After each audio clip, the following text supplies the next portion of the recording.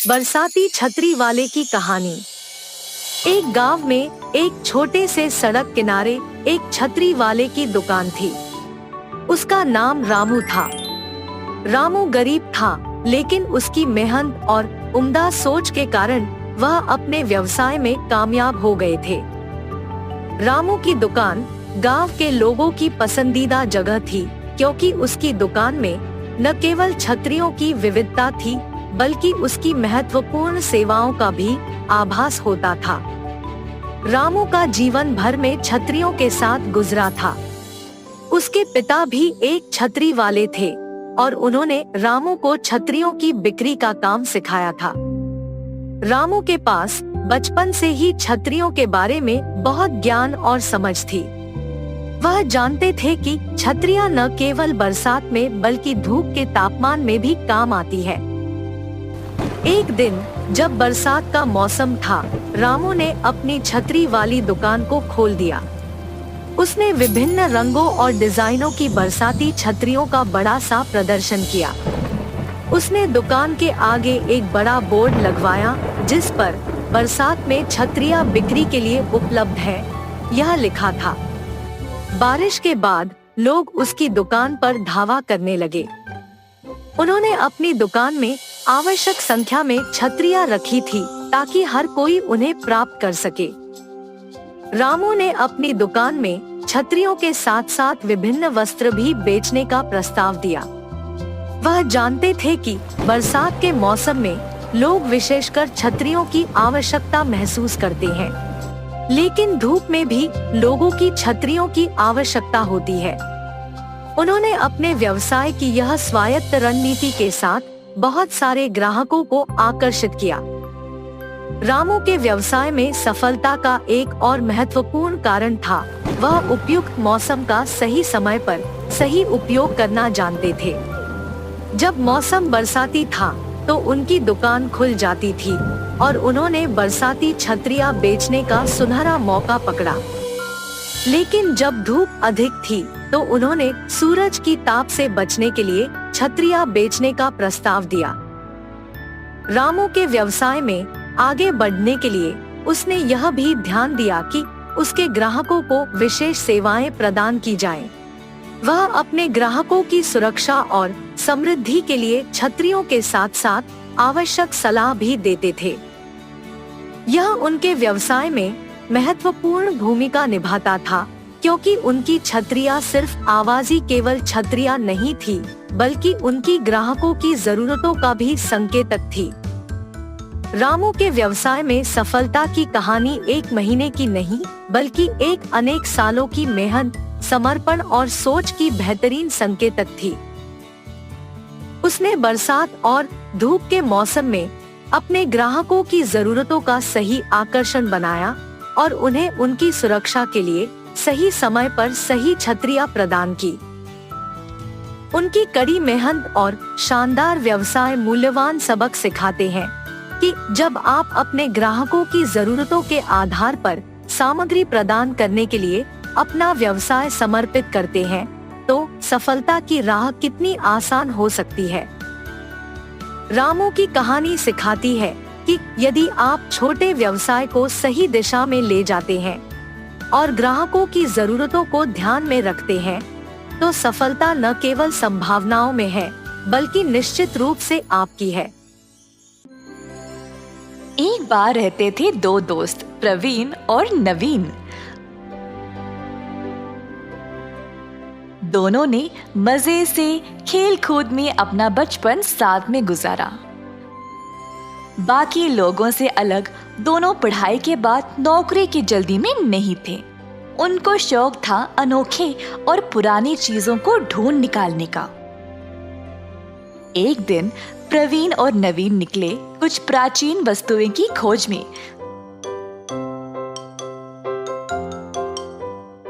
तो अचानक से उनको कोई अनोखी चीज कोड़े में मिल गई।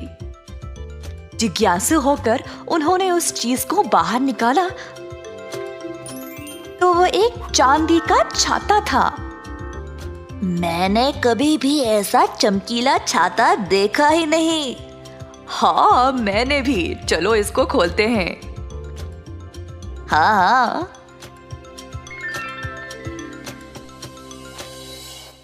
भाई भाई, देखो इस छाते को, पूरा चांदी का है। वाह, कितना सुंदर है ये।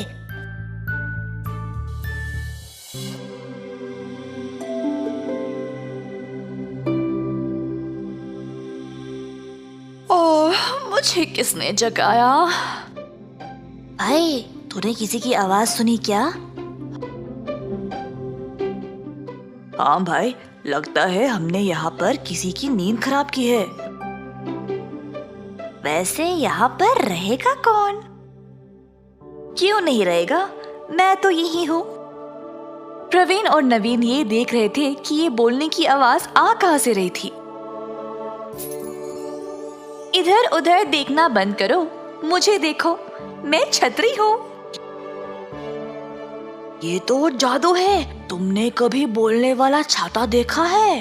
अरे हाँ भाई, ये तो चमत्कार हो गया।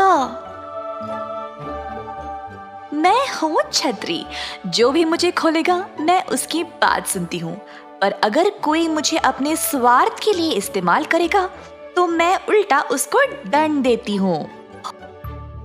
हाँ, हम जो मांगे आप वो करोगे? चलो हम एक बार आजमा लेते हैं भाई। नवीन ने आसपास देखा तो उसको एक बूढ़ा आदमी नजर आया जो ठीक से चल नहीं पा रहा था। छतरी मेम साहब, आप उस बूढ़े को देख रहे हो क्या? क्या आप उसको एक छड़ी दे सकते हो क्या चलने के लिए? ऐसा बोलते ही बूढ़े के हाथ में एक मजबूत छड़ी आ गई। प्रवीण ये जादू देखकर हैरान रह गया। क्या कमाल की छतरी है ये। अब से मैं इसका इस्तेमाल करके अपनी इच्छाएं पूरी कर सकता हूँ। दोनों ने छतरी को साथ लिया। नवीन के घर पहुंचकर दोनों ने घर के पीछे एक छोटे से कमरे में इस जादुई छतरी को छुपा दिया। अगली सुबह नवीन के माता पिता उससे बात करने आए। नवीन बेटा, क्या सोचा है अब? नौकरी के लिए कहीं पे देखा है? नहीं पिताजी, मेरा रिसर्च अब समाप्त हुआ है। मेरे पास एक योजना है। जो भी प्राचीन वस्तुएं मैंने आज तक जमा किए हैं ना, मैं उनके साथ एक म्यूजियम खोलूंगा। म्यूजियम से तुमको क्या फायदा होगा? पैसे कैसे कमाओगे? म्यूजियम के अंदर जाने के लिए टिकट तो लगेगी ना माँ, वही मेरी कमाई होगी। नवीन के माता पिता को उसकी योजना पसंद आई और उन्होंने उसको अपना आशीर्वाद दे दिया। दूसरी ओर प्रवीण के माता पिता भी उससे बात करना चाह रहे थे, पर प्रवीण ने उनकी ओर ध्यान नहीं दिया। प्रवीण अपने घर से निकला और सीधा नवीन के पास आया।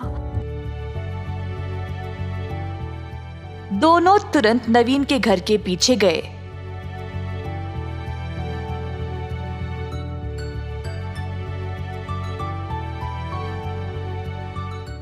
अपने गुप्त जगह से छतरी को वापस निकाला।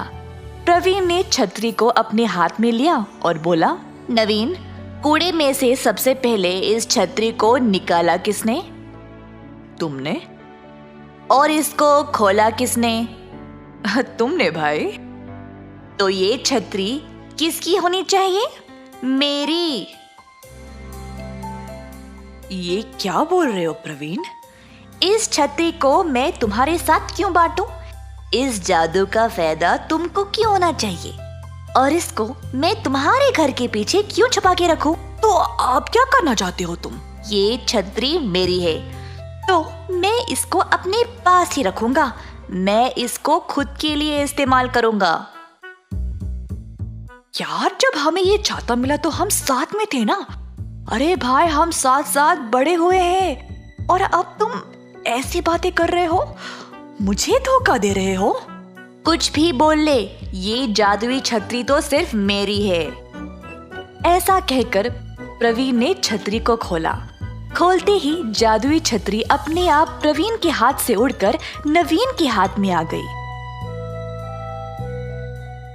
मैं सिर्फ नवीन की बात सुनूंगी क्योंकि ये एक ईमानदार इंसान है और स्वार्थी नहीं। तुम्हारे जैसे धोखेबाज और मतलबी इंसान के साथ मैं नहीं रहूंगी प्रवीण। मुझे लगा तो मेरा सच्चा दोस्त है प्रवीण। मुझे यकीन ही नहीं हो रहा कि तूने मुझे धोखा दिया है। प्रवीण को समझ नहीं आया कि वह क्या करे। ना छतरी थी ना उसका दोस्त। उसने छतरी को छीनने की कोशिश की पर छतरी उसके हाथ में आई ही नहीं। छतरी ने प्रवीण को इतना डराया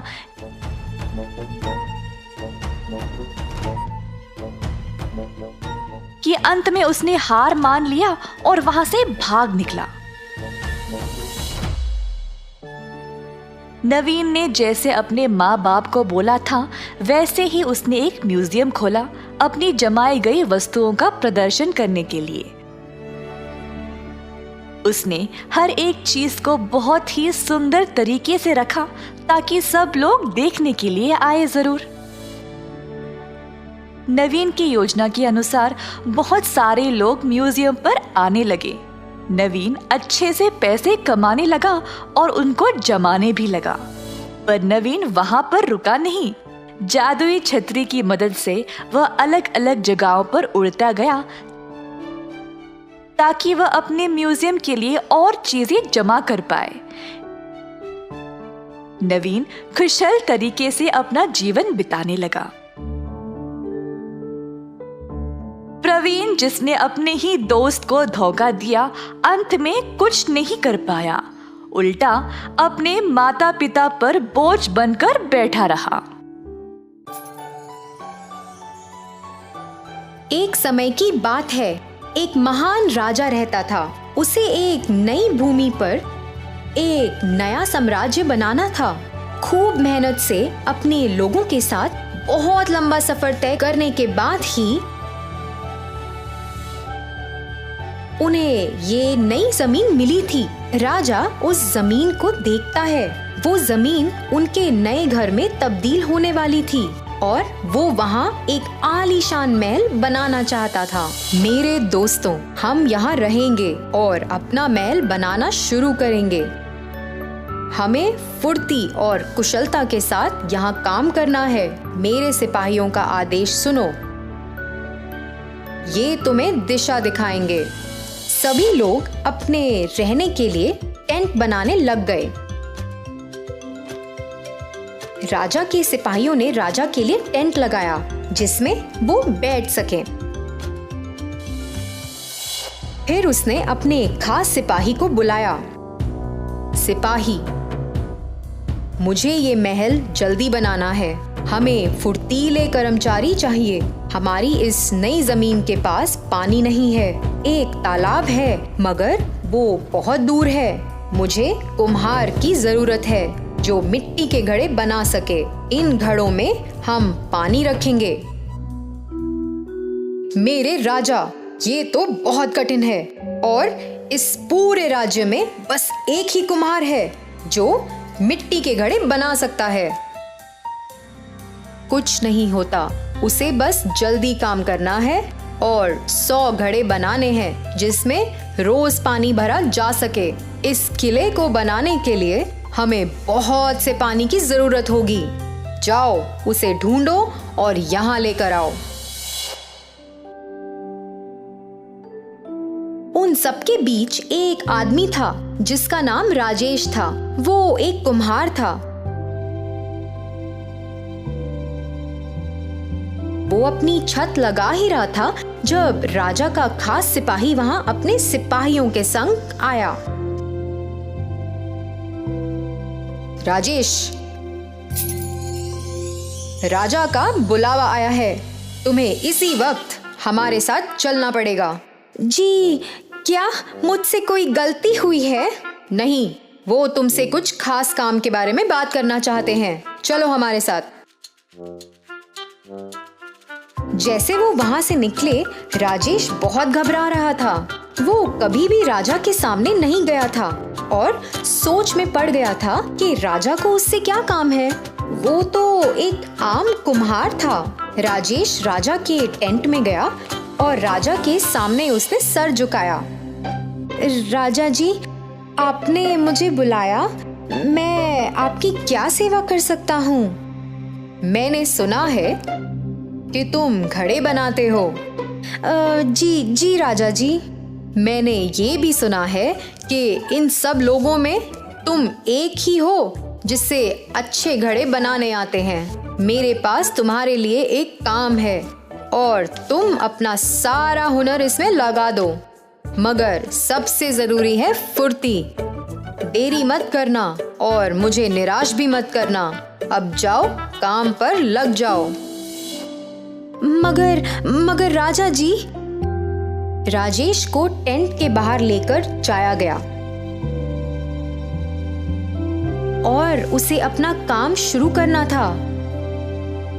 उसे बोलने का या अपनी चिंता प्रकट करने का मौका भी नहीं दिया गया। इसमें तो बहुत समय लगता, क्योंकि वो अकेला था। उसने अपनी चिंता को भुलाकर घड़े बनाना शुरू किया। ये काम बहुत लंबा था।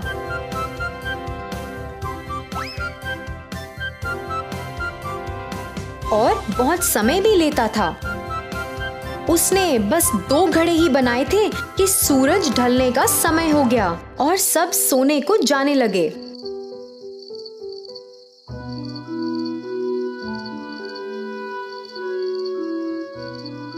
अगले दिन जैसे ही सुबह हुई, वो खास सिपाही राजेश के टेंट में गया। राजेश, जल्दी उठो।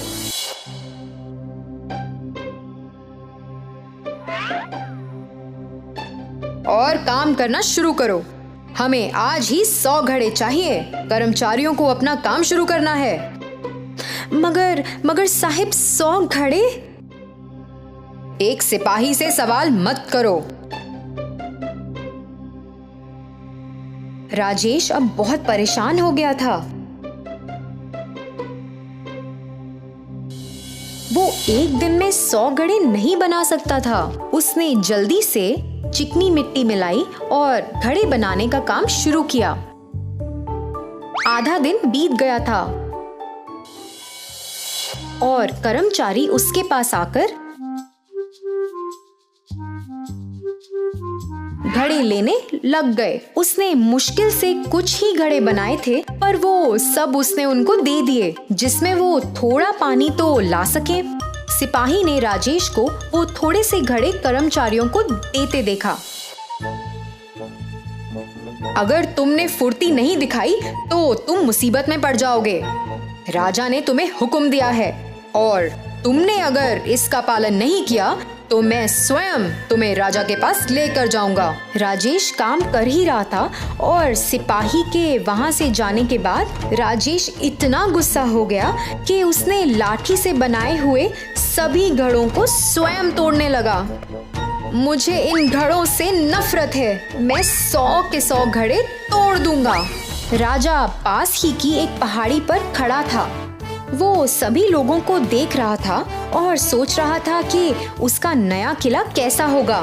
एक ही चीज खराब थी कि पानी का ठिकाना वहां से बहुत दूर था और राजा इस बात से बहुत परेशान था। उसने गुस्से से अपने नौकर को बुलाया। उस कुम्हार का क्या हुआ? वो इतना धीरे क्यों काम कर रहा है? राजा जी, वो अकेला ही है जिससे घड़े बनाने आते हैं। वो अकेले ही 100 घड़े बनाने की कोशिश कर रहा है, जिससे अपने कर्मचारी किला बनाना शुरू करें। उसके बिना कुछ काम नहीं हो पाएगा। आपके कर्मचारी तो उस तालाब से पानी भी नहीं ला पाएंगे। वो सुबह नहा भी नहीं सकते, खाना बनाकर खा भी नहीं सकते। यहाँ तक कि लोग अपने बच्चों का ख्याल कैसे रख पाएंगे? किले का तो छोड़िए राजा जी, पानी के बिना जीना भी मुश्किल है। राजा ने अपने नौकर की बात पर गौर फरमाया। उसने बाहर आसमान की ओर देखा और सोचा, हाँ, ये तो सच बोल रहा है। ऐसे तो कुछ नहीं हो पाएगा। उस कुम्हार के बिना वो तो इस राज्य के लिए सबसे जरूरी है। अगर उसने घड़े बनाना छोड़ दिया तो यहाँ सारा काम रुक जाएगा। देखो, तुम मुझे इसी वक्त उस कुम्हार के पास लेकर चलो। राजा उस कुम्हार के पास गया जो घड़े बना बना के पागल हो गया था। वो सभी घड़े बहुत कमजोर और सही आकार के भी नहीं थे, क्योंकि वो बहुत फुर्ती से बना रहा था। कुम्हार, अभी अपना सारा काम छोड़ो और यहाँ आओ। तुम्हारा नाम क्या है? राजेश जी, राजा जी, राजेश। मुझे पता चला कि तुम्हारा काम बहुत कठिन है। मुझे माफ कर दो, मेरे सिपाही तुम्हारे साथ बहुत कठोर थे। मैं जो भी इस राज्य के लिए बनाना चाहता हूँ सब तुम पर निर्भर है, क्योंकि तभी पानी का इंतजाम हो पाएगा। राजा जी, मैंने बहुत कोशिश की, मगर अकेले मैं नहीं कर सकता। मैंने आपके सिपाहियों को समझाने की बहुत कोशिश की, मगर असफल हुआ। परेशान होकर तो मैंने स्वयं अपने घड़ों को तोड़ भी दिया था। क्या मैं कुछ बोल सकता हूँ? हाँ, कहो। मुझे 50 आदमी दीजिए, मैं उन्हें स्वयं घड़े बनाने सिखाऊंगा। आपका किला झट बन जाएगा और हमारे पास काफी पानी भी होगा। ये घड़े बनाना बहुत जरूरी है।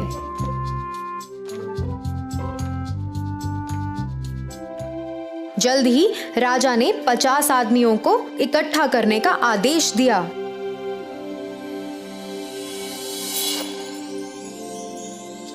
हफ्ते बीत गए और राजेश ने 100 घड़े उन 50 लोगों की सहायता से बना दिए और किले का काम भी शुरू हो गया था और काम बहुत फुर्ती से हो रहा था। राजा राजेश से बहुत खुश थे। आखिरकार किला बन चुका था और फिर सभी लोग अपने नए घर में रहने लगे। फिर एक दिन राजा ने राजेश को अपने दीवाने खास में बुलाया।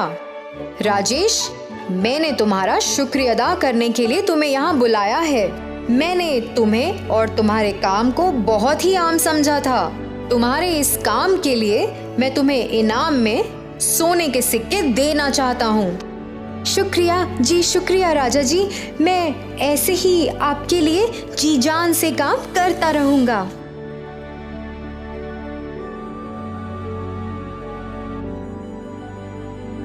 तो बच्चों, इस कहानी से हमें ये सीख मिलती है कि हमें हमेशा उन लोगों या चीजों को सबसे ज्यादा महत्व देना चाहिए जो हमारे लिए सबसे जरूरी है। धन्यवाद।